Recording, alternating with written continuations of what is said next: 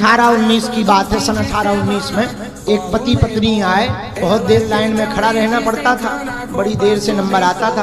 तो पता नहीं उस बहन जी का क्या दिमाग घूमा, उन्होंने बाल खोले और जीभ निकाली।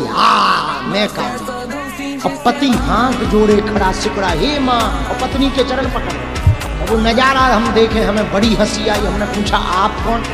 बोले इन पे जिन पे देवी खड़ी है हम इनके पति। 8 साल से आ रही महाराज, 8 साल से। और काली माता ने जैसे ही हमें देखा तो और बार खिला ऐसी उंगली दिखा के बोली, हम इतनी देर से खड़े, हमें पहचान नहीं पाया, हमारा बेटा हो गया। हमका माता क्षमा करो, हम नहीं पहचान पाए, परिचय दो, कौन हो? बोले मैं भद्रकाली। हमका फिर कलकत्ता में खाली तो नहीं पड़ा है मंदिर, अब हम तो गुरुजी तो गुरुजी। हमका हे काली माता, और कोई इस बालक की याचना नहीं है, एक ही प्रार्थना है, आप दुर्गा सप्तशती के 4थे अध्याय का एक श्लोक सुना। उनकी फिल्म डैमेज हो गई। अब काली माता आए बाएं, अरे काली माता और नाराज, बाल विखराए, और पति कोने में बिल्कुल ही खरोचित हो।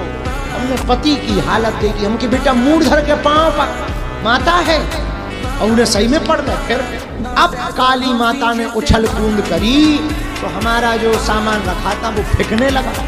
हम समझ गए कि इन्हें कोई काली वाली नहीं है, शुद्ध गर्राट। हमारा दिमाग खिसक गया।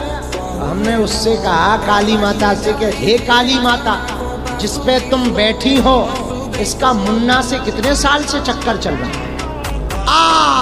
काली माता की जीभ 2 मिनट में साइलेंट खड़ी हो गई। और उसके पति की उसकी लड़ाई इसी पे होती थी। अब तो दे पटा, हमने नहीं मारे, ओई को पति। वो लोग देवी मान के पूजा करत रहे, दे पटा, क्योंकि एक हमारी तरफ से लगे। लोगों ने बीच बचाव करो, बाद में हमने खबर नहीं लगी कि बचो है रिश्ता के नहीं बचो हुआ।